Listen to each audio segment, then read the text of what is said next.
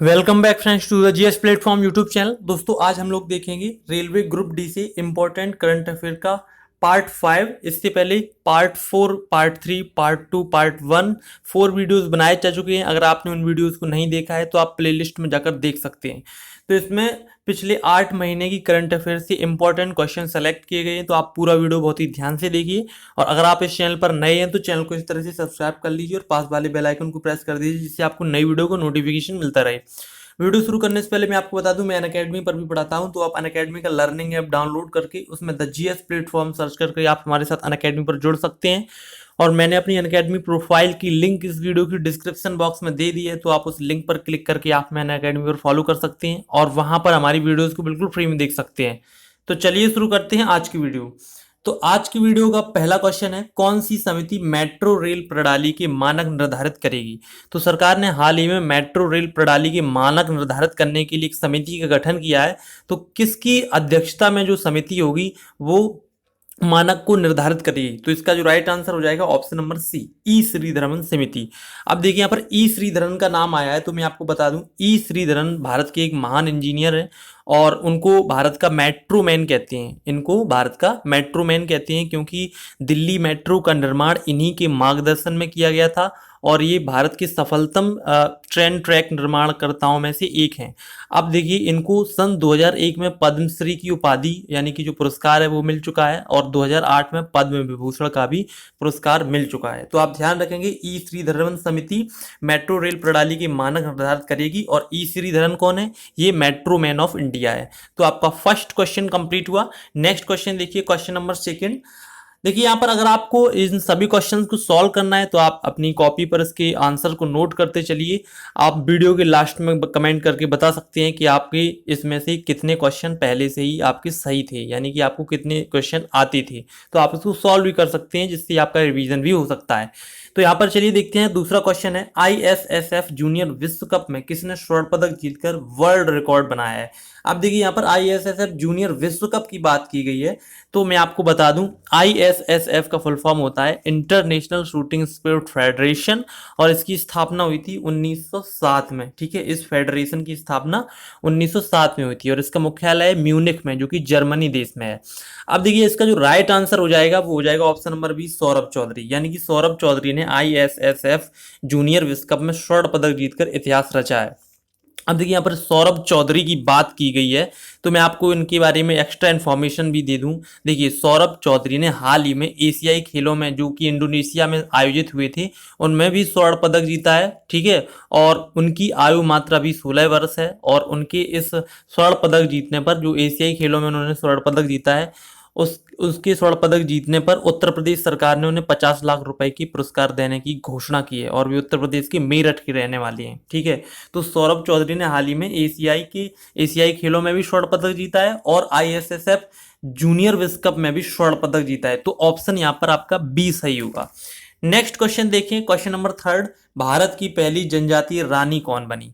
तो देखिए जनजातीय रानी का मतलब क्या है, मैं आपको बता दूं ये भी एक सौंदर्य प्रतियोगिता है। जिस प्रकार से miss India, miss world, miss universe जैसी सौंदर्य प्रतियोगिता होती हैं, उसी प्रकार से जनजातीय लोगों की, जो ट्राइबल्स पीपल्स हैं, उनकी भी एक सौंदर्य प्रतियोगिता है। तो इसमें पहली जो जनजातीय रानी बनी है वो बनी है पल्लवी दारुआ। ऑप्शन यहाँ पर बी सही हो जाएगा। ठीक है, तो देखिए पल्लवी दारुआ ये ओडिशा राज्य की रहने वाली हैं और ये जो प्रतियोगिता है इसका आयोजन ओडिशा की राजधानी भुवनेश्वर में किया गया था। तो आपको तीसरे क्वेश्चन से इतनी इंफॉर्मेशन मिल जाती है। नेक्स्ट क्वेश्चन देखिए, question number 4, Indian international film awards यानी कि आईफा अवार्ड 2018 में सर्वश्रेष्ठ फिल्म का अवार्ड किसे मिला। तो देखिए एक बहुत ही इंपॉर्टेंट क्वेश्चन है, क्योंकि फिल्म समारोह से संबंधित जो क्वेश्चंस बनते हैं वो अक्सर एग्जाम में पूछ लिए जाते हैं। तो देखिए पहले मैं आपको बताना चाहूँगा कि IIFA, ठीक है, इसका फुल फॉर्म क्या है। इसका फुल फॉर्म है international Indian film academy award और ये पहली बार सन 2000 में प्रदान किए गए थे, यानी सन 2000 से इनकी शुरुआत की गई थी। अब यहाँ पर जो क्वेश्चन पूछा गया है तो उसमें सर्वश्रेष्ठ फिल्म का नाम पूछा गया है, तो इसका राइट आंसर है ऑप्शन नंबर ए, तुम्हारी सुलू। ठीक है, तुम्हारी सुलू इसमें सर्वश्रेष्ठ फिल्म रही है। और मैं आपको ये भी बताना चाहूंगा कि इसमें जो सर्वश्रेष्ठ अभिनेता का अवार्ड मिला है वो मिला है इरफान खान को और इसमें सर्वश्रेष्ठ अभिनेत्री का पुरस्कार किसे मिला है ये भी आपको पता होना चाहिए। तो देखिए इसमें सर्वश्रेष्ठ अभिनेत्री का पुरस्कार श्रीदेवी को मिला है, जो कि उन्हें मरणोपरांत प्रदान किया गया है। और इसमें बेस्ट प्लेबैक सिंगर का अवार्ड अरिजीत सिंह को मिला है। तो आपको चौथे क्वेश्चन से इतनी जानकारी मिल जाती है। नेक्स्ट क्वेश्चन देखिए, क्वेश्चन नंबर 5।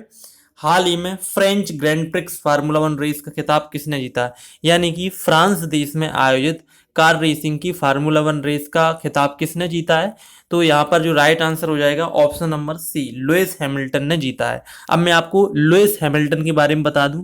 देखिए लुइस हैमिल्टन मर्सिडीज टीम के कार ड्राइवर हैं और ये ब्रिटिश यानी कि इंग्लैंड ब्रिटेन के फार्मूला 1 रेसिंग कार की ड्राइवर हैं। ठीक है, तो उन्होंने हाल ही में French Grand Prix formula 1 race का खिताब जीता है। तो ऑप्शन यहाँ पर सी सही हो जाएगा। आगे देखते हैं क्वेश्चन नंबर 6। अंतर्राष्ट्रीय कबड्डी महासंघ यानी कि IKF के नए अध्यक्ष कौन बने? तो देखिए यहाँ पर 4 ऑप्शन दिए गए हैं, तो इनमें से राइट आंसर होगा option number C, Janardan Singh Gehlot. यानी कि जनार्दन सिंह गहलोत जो कि भारत के हैं, उनको अंतर्राष्ट्रीय कबड्डी महासंघ के नए अध्यक्ष के रूप में नियुक्त किया गया है। अब देखिए जो IKF दिया गया है, इसका मतलब है इंटरनेशनल कबड्डी फेडरेशन, और इसकी स्थापना कब हुई थी ये आपको पता होना चाहिए। तो अंतर्राष्ट्रीय कबड्डी महासंघ की स्थापना सन 2004 में हुई थी। तो इस सन को आप ध्यान रखिएगा। तो आपका 6वां क्वेश्चन कंप्लीट हुआ। नेक्स्ट क्वेश्चन देखिए, क्वेश्चन नंबर 7। भारत को पीछे छोड़ते हुए कौन सा देश विश्व का सबसे अधिक गरीब जनसंख्या वाला देश बन गया है? इसका मतलब यह है कि इससे पहले विश्व में सर्वाधिक गरीब जनसंख्या भारत में निवास करती थी, लेकिन अब यहाँ पर जो राइट आंसर हो जाएगा ऑप्शन नंबर सी, नाइजीरिया।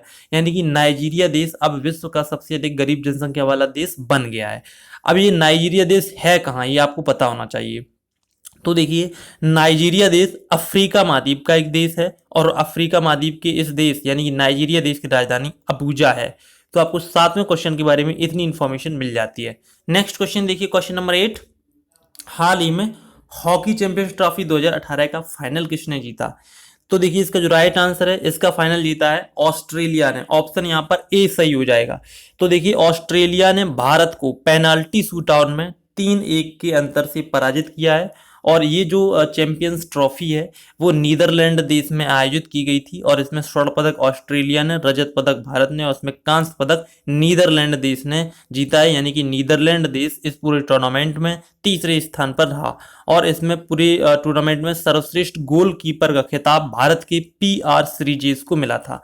तो आपको 8वें क्वेश्चन से इतनी जानकारी मिल जाती है। आगे देखते हैं question number 9। Steel Authority of India Limited यानी कि SAIL के नए अध्यक्ष और CMD कौन बने? तो देखिए इसका जो राइट आंसर है option number B, Saraswati Prasad. Steel Authority of India Limited यानी कि SAIL की नए अध्यक्ष और CMD बने, तो ऑप्शन यहाँ पर बी सही हो जाएगा। अब आपको पता होना चाहिए सेल की स्थापना कब हुई थी। तो देखिए steel Authority of India limited की स्थापना 1954 में हुई थी, 1954 में हुई थी। और steel Authority of India limited का मुख्यालय कहाँ है ये भी आपको पता होना चाहिए। तो इसका मुख्यालय है न्यू दिल्ली में। ठीक है, तो आपको 9वें क्वेश्चन से इतनी इंफॉर्मेशन मिल जाती है। नेक्स्ट क्वेश्चन देखिए, question number 10। Payment council of India यानी कि PCI का नया अध्यक्ष किसे नियुक्त किया गया? तो ये जो पेमेंट काउंसिल ऑफ इंडिया है, ये भारत में वेतन को निर्धारण करने वाला और उससे संबंधित समिति की समीक्षा करने वाला एक आयोग है। तो उसका अध्यक्ष किसे नियुक्त किया गया है? तो इसका आंसर हो जाएगा ऑप्शन डी, विश्व पटेल। ठीक है, विश्व पटेल को इसका अध्यक्ष नियुक्त किया गया है। नेक्स्ट क्वेश्चन देखिए, क्वेश्चन नंबर 11। विश्व के तीसरे सबसे अमीर व्यक्ति कौन बने हैं? तो एक इंपॉर्टेंट क्वेश्चन है, इसका आंसर आपको पता होना चाहिए। तो देखिए यहाँ पर इस क्वेश्चन के 4 ऑप्शन है। Option A Jeff Bezos, option B Bill Gates, option C Mark Zuckerberg, option D Mukesh Ambani. तो इसका जो राइट आंसर होगा, विश्व के सबसे तीसरे जो अमीर व्यक्ति बने हैं वो बने हैं मार्क जुकरबर्ग। ऑप्शन यहाँ पर सी सही हो जाएगा। तो तीसरे स्थान की बात की गई है, तो आपको पहले और दूसरे स्थान के बारे में पता होना चाहिए। तो देखिए इस सूची में पहले स्थान पर अमेजन कंपनी के संस्थापक जेफ बेजोस हैं, और दूसरे स्थान पर हैं बिल गेट्स जो कि माइक्रोसॉफ्ट के संस्थापक हैं, और तीसरे स्थान पर हाल ही में आ गए हैं मार्क जुकरबर्ग जो कि फेसबुक कंपनी के संस्थापक हैं। अब यहाँ पर फेसबुक की बात हुई तो आपको पता होना चाहिए, फेसबुक की स्थापना मार्क जुकरबर्ग ने 2004 में की थी, और 2005 तक इसका नाम द फेसबुक था, और 2005 के बाद इसका नाम फेसबुक रखा गया। तो हाल ही में विश्व के तीसरे सबसे अमीर व्यक्ति मार्क जुकरबर्ग बने, तो ऑप्शन यहाँ पर आपका सी सही होगा। नेक्स्ट क्वेश्चन देखिए, क्वेश्चन नंबर 12। निजी क्षेत्र में भारत का सबसे बड़ा करदाता कौन कंपनी या फिर समूह बना है? तो यहाँ पर चार ऑप्शन है। Option A ICICI Bank, option B Reliance, option C HDFC Bank, option D Tata group. तो इसका जो राइट आंसर है रिलायंस ग्रुप। ऑप्शन यहाँ पर बी सही हो जाएगा। देखिए यहाँ पर रिलायंस की बात की गई तो आपको रिलायंस के बारे में पता होना चाहिए। रिलायंस कंपनी की स्थापना 1966 में हुई थी, 1966 में इसकी स्थापना हुई थी और इसका मुख्यालय मुंबई में है और इसके वर्तमान में चेयरमैन मुकेश अंबानी है। और रिलायंस के बारे में एक फैक्ट और आपको पता होना चाहिए, ये भारत में बाजार पूंजीकरण के आधार पर ये सबसे बड़ी कंपनी है, ठीक है। और हाल ही में वो सबसे बड़ी टैक्स पेई कंपनी भी बन गई है। तो ऑप्शन यहाँ पर बी सही होगा। नेक्स्ट क्वेश्चन देखिए, क्वेश्चन नंबर 13।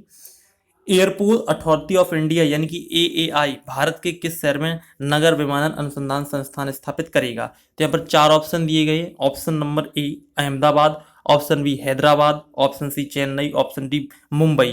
तो देखिए इसका जो राइट आंसर हो जाएगा ऑप्शन नंबर बी हैदराबाद, यानी कि airport authority of India Bharat के हैदराबाद शहर में नगर विमानन अनुसंधान संस्थान स्थापित करेगा। तो ऑप्शन यहाँ पर बी सही होगा। अब देखिए यहाँ पर एयरपोर्ट अथॉरिटी ऑफ इंडिया के बारे में आपको पता होना चाहिए, इसका मुख्यालय नई दिल्ली में है, ठीक है। और इसकी स्थापना 1 अप्रैल 1995 को की गई थी और इसका कार्य एयर ट्रैफिक मैनेजमेंट का होता है, ठीक है। तो आपको 13वें क्वेश्चन से इतनी जानकारी मिल जाती है। नेक्स्ट क्वेश्चन देखिए, question number 14। National green tribunal NGT के नए अध्यक्ष कौन बने हैं? तो यहाँ पर चार ऑप्शन है। ऑप्शन ए न्यायमूर्ति स्वतंत्र कुमार, ऑप्शन बी न्यायमूर्ति ए कबीर, ऑप्शन सी न्यायमूर्ति आदर्श कुमार गोयल, ऑप्शन डी न्यायमूर्ति केपी झा।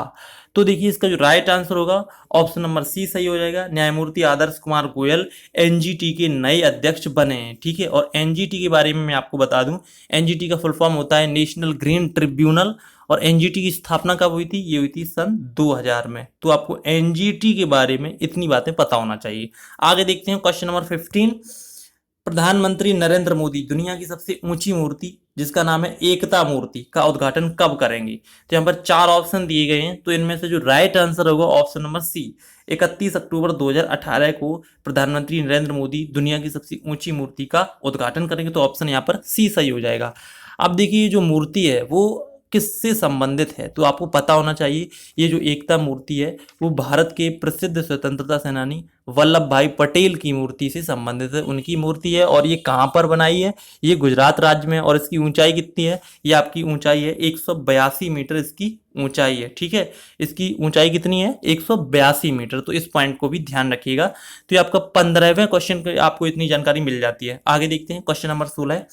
केंद्र सरकार ने कितने विश्वविद्यालयों को प्रतिष्ठा योजना के तहत इंस्टीट्यूशंस ऑफ एमिनेंस की घोषणा की है? यानी कि ऐसे विश्वविद्यालय जिनको विश्व लेवल पर, विश्व यूनिवर्सिटी जो वर्ल्ड लेवल की यूनिवर्सिटी हैं, उनके आधार पर उनको डेवलप किया जाएगा। तो कितने इसमें इंस्टीट्यूशंस को शामिल किया गया है? तो इसका आंसर है ऑप्शन डी 6 यूनिवर्सिटी, ठीक है। अब ये 6 यूनिवर्सिटी कौन सी हैं? तो देखिए इसमें 3 है सार्वजनिक क्षेत्र की यूनिवर्सिटी और 3 है निजी। इसमें जो सार्वजनिक क्षेत्र की यूनिवर्सिटी हैं वो है आईआईटी दिल्ली, आईआईटी बॉम्बे और इंडियन इंस्टीट्यूट ऑफ साइंस यानी कि आईआईएससी बेंगलोर। और इसमें जो निजी यूनिवर्सिटी हैं उनमें है मणिपाल एकेडमी और बीआईटीएस पिलानी और तीसरा है जियो इंस्टीट्यूट, ठीक है। तो इन सभी को वर्ल्ड लेवल पर डेवलप किया जाएगा। तो ऑप्शन यहाँ पर डी सही होगा। नेक्स्ट क्वेश्चन देखिए, क्वेश्चन नंबर 17। दुनिया के सबसे बड़े मोबाइल कारखाने का उद्घाटन किसने किया? तो देखिए इसका जो राइट आंसर है यहाँ पर ऑप्शन सी सही हो जाएगा। नरेंद्र मोदी ने हाल ही में दुनिया के सबसे बड़े मोबाइल कारखाने का उद्घाटन किया है। अब देखिए जो मोबाइल कारखाना है वो कहाँ पर बनाया जाएगा? तो इसका आंसर है उत्तर प्रदेश के नोएडा शहर में ये बनाया जाएगा। और ये किस कंपनी से संबंधित है? तो ये आपका सैमसंग कंपनी से संबंधित है। तो आपको इस पॉइंट से इतनी इंफॉर्मेशन मिल जाती है। नेक्स्ट क्वेश्चन देखिए, question number 18। Ease of doing business ranking के दूसरे संस्करण में शीर्ष पर कौन सा राज्य रहा? इसका मतलब है कि किस राज्य में बिजनेस करना बहुत ही आसान है, वहाँ की जो आर्थिक नीतियां हैं वो बहुत ही सरल हैं। तो इस रैंकिंग में कौन सा जो राज्य है वो दूसरे संस्करण में शीर्ष पर रहा है? तो इसका आंसर हो जाएगा option number B Andhra Pradesh, यानी कि इसमें आंध्र प्रदेश राज्य सबसे शीर्ष पर है। तो ऑप्शन यहाँ पर बी सही होगा। आगे देखते हैं क्वेश्चन नंबर 19। हाल ही में अलीबाबा कंपनी के जैक मा को पीछे छोड़कर एशिया के सबसे अमीर व्यक्ति कौन बने? तो एशिया के सबसे अमीर व्यक्ति की यहाँ पर अब बात की गई है। तो यहाँ पर चार ऑप्शन है। Option A Mukesh Ambani, option B Anil Ambani, option C Gautam Adani या फिर मूनकिम थार्न। ठीक है, तो देखिए इसका जो राइट आंसर होगा मुकेश अंबानी, ऑप्शन यहाँ पर ए सही हो जाएगा। तो मुकेश अंबानी हाल ही में एशिया के सबसे अमीर व्यक्ति बन गए और आपको पता ही है ये रिलायंस कंपनी के वर्तमान में चेयरमैन है। ठीक है, तो ये आपका 19वां क्वेश्चन कंप्लीट हुआ। आगे देखते हैं क्वेश्चन नंबर 20। वर्ष 2020 की ओलंपिक मसाल रैली किस स्थान से शुरू होगी? तो यहाँ पर 4 ऑप्शन है। Option A Rio de Janeiro, option B Tokyo, option C Fukushima, option D Athens. तो इसका राइट आंसर है ऑप्शन नंबर सी फुकुशिमा, यानी कि जापान के फुकुशिमा शहर से ओलंपिक मसाल शुरू होगी। अब यहाँ पर मैं आपको ओलंपिक 2020 के बारे में बता दूं। ओलंपिक 2020 का मेजबान देश जापान है और उसका जो शहर टोक्यो इसकी मेजबानी करेगा और ये ओलंपिक खेल 24 जुलाई 2020 से 9 अगस्त 2020 तक आयोजित किए जाएंगे और इसका जो सदवाक्य है वो है डिस्कवर टुमारो। तो आपको 20वें क्वेश्चन से इतनी जानकारी मिल जाती है।